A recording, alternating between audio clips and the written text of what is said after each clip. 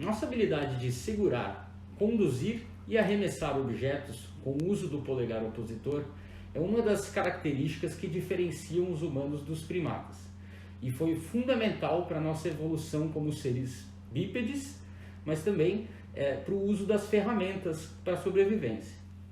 A bola é um dos artefatos mais antigos relacionados ao esporte.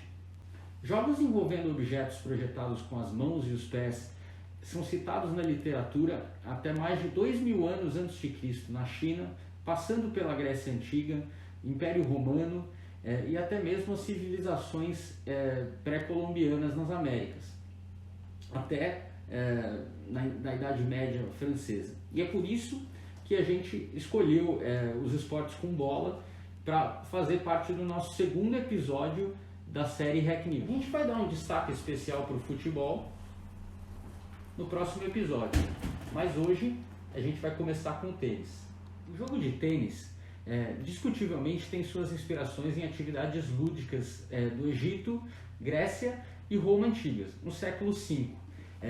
Mas muitos historiadores acreditam que sua origem data do século XII, na França, onde se usava a palma da mão para bater na bola e por isso eles chamavam de le jeu de paume, ou o jogo da palma. No século XVI, alguns praticantes italianos, muitos deles monges, membros do clero e da nobreza, passaram a utilizar raquetes para bater na bola. O jogo passou a se chamar tênis, ou do francês antigo tennis, que significava algo como segure ou receba. No século XIX, a aristocracia e realeza inglesa teriam sido responsáveis pela consolidação das regras mais parecidas com as que conhecemos hoje em dia e pela difusão do law, ou Royal Tennis, como era chamado na época, por toda a Europa. A criação da Federação Internacional de Tênis se deu em 1913. A modalidade se tornou olímpica desde os Jogos Modernos inaugurais da Grécia, em 1896, mas foi retirada do programa em 1924, devido a disputas políticas da época, retomando somente em Los Angeles em 1984, como um evento promocional, e finalmente, em definitivo, na edição de Seul, em 1988. A área de jogo oficial da ITF para o tênis é de 23,77 por 8,23, com escapes de 6,40 para os fundos e 3,66 para as laterais.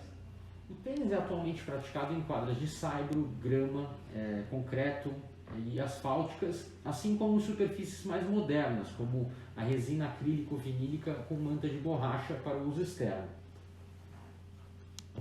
O tipo de piso esportivo utilizado para o tênis tem efeito na velocidade do jogo, com as quadras de saibro sendo mais lentas e as quadras com tecnologia cushion apresentando uma velocidade maior, com um rebote da bola mais rápido e menos tempo de resposta para o jogador. As quadras rápidas aprovadas pela ITF foram utilizadas em todas as Olimpíadas desde 1984, com exceção de Barcelona em 1992, que utilizou o saibro, e de Londres em 2012, que utilizou a grama em homenagem ao Wimbledon, que é um campeonato, um Grand Slam muito importante. O tênis de mesa foi concebido na Inglaterra durante a segunda metade do século XIX, a partir do jogo do tênis, para ser um passatempo social jogado em salas fechadas, especialmente no inverno, quando era mais difícil praticar o tênis em ambientes externos. Iniciado por estudantes e militares fora de combate, os equipamentos eram improvisados. Uma fileira de livros poderia servir como rede, uma rolha de garrafa poderia servir como bola, e uma caixa de charutos poderia servir como raquete. Em 1890 foram introduzidas as bolas de celulóide nos Estados Unidos, que ao serem golpeadas por raquetes, produziam um som de ping-pong, que se tornou uma marca registrada por patente, e por isso o nome que se usa atualmente é tênis de mesa. Apesar de ter sido criada em 1926, a Federação Internacional de Tênis de Mesa só veio a ter seu esporte reconhecido como olímpico nos Jogos de Seul, em 1988. A área de jogo oficial da ITTF para o tênis de mesa é de 14 por 7, cercada por aparadores de 1,5 m de comprimento. As competições oficiais do tênis de mesa são realizadas em pisos vinílicos de PVC aprovados pela ITTF. Em 1891, os Estados Unidos passavam por um inverno muito frio Então, praticar o atletismo, o beisebol, o futebol ou o rugby se tornou impossível para os alunos do colégio da Associação Cristã de Moços, no estado de Massachusetts. A direção do colégio pediu a um de seus professores de educação física que desenvolvesse um esporte que pudesse ser praticado em espaços fechados. Ele se inspirou na mania dos alunos e alguns funcionários do colégio de sempre arremessar objetos nas lixeiras e, com cestas de pêssego, criou o basquetebol, ou bola na cesta. Ele era menos violento do que o futebol americano e estimulava a coletividade, já que um jogador não podia andar segurando a bola nas suas mãos sem quicá-la no chão ou arremessá-la, fazendo com que passar para um companheiro de equipe fosse essencial para atravessar a quadra em direção à cesta do time adversário. Curioso notar que no início o esporte era praticado com uma bola muito semelhante à do futebol. Apenas em 1984, a bola de basquete, tal como a conhecemos hoje, foi desenvolvida por uma empresa em Massachusetts.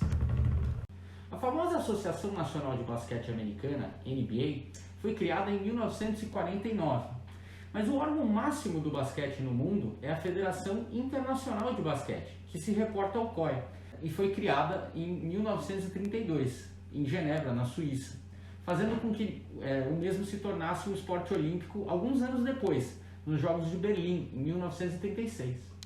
A área de jogo oficial da FIBA é de 28 por 15 para o basquete 5 por 5 e de 15 por 11 para o basquete 3 por 3, com escapes. Os pisos de madeira com sistema flutuante de absorção de impacto são certificados pela FIBA para competições oficiais de basquete e também são os preferidos dos basqueteiros. Eles não apenas garantem a segurança e o conforto, já que são atletas grandes, altos, pesados e envolvidos em grandes saltos e aterrissagens, mas também possuem o rebote ideal para essa modalidade. O atleta também, por causa do vão que existe entre o piso e o chão, ele consegue ouvir o barulho da bola, ele consegue sentir onde está a bola sem necessariamente estar olhando para ela. Tanto na defesa, quando ele está focado no tronco do adversário, tentando antecipar os seus próximos movimentos, quanto no ataque, quando ele está olhando para a cesta e se focando no arremesso. O basquete 3x3, a FIBA certifica o piso de polipropileno, para uso externo, porque ele é drenante, então nesses eventos externos ele consegue se recuperar bem rapidamente de uma chuva, por exemplo. Reunindo elementos do tênis, badminton, handball, basquete e beisebol, o voleibol também foi criado por um professor de educação física da Associação Cristã de Moços, em Massachusetts, em 1895. A preocupação dessa vez era criar um esporte que fosse coletivo, mas com pouco impacto e contato físico entre os adversários, para evitar lesões. Para isso, a ideia é de colocar uma rede entre os adversários. Os primeiros jogos de vôlei foram realizados com uma bola constituída por uma câmara de ar de bola de basquete, coberta por couro. Hoje, ela é mais leve e feita de couro sintético. Em 1947, em Paris, na França, foi fundada a Federação Internacional de Voleibol, ou FIVB, e o vôlei se tornou um esporte olímpico a partir das Olimpíadas de Tóquio, de 1964. A área de jogo oficial da FIVB para o voleibol é de 18 por 9, mais escapes. O voleibol tem preferência pelos pisos sintéticos flexíveis, como os pisos vinílicos, de PVC, e os pisos de PU, de poliuretano com manta de borracha, que são certificados pela FIVB. O alto desempenho nesse esporte depende muito do equilíbrio entre a aderência dos calçados dos atletas quando eles estão de pé e a absorção de impacto e a resistência ao deslizamento que o piso oferece quando eles estão aterrissando ou até em eventuais quedas. Existem menções de jogos similares ao handball nos mais diversos períodos históricos e com os mais diversos nomes, estando presente inclusive na Odisseia do poeta grego Homero, onde o esporte se chamava Urânia e era praticado com as mãos e com uma bola do tamanho de uma maçã, mas sem as traves de um gol. O handball, em sua concepção moderna, foi desenvolvido pouco depois da Primeira Guerra Mundial por um professor de educação física alemão, em 1919.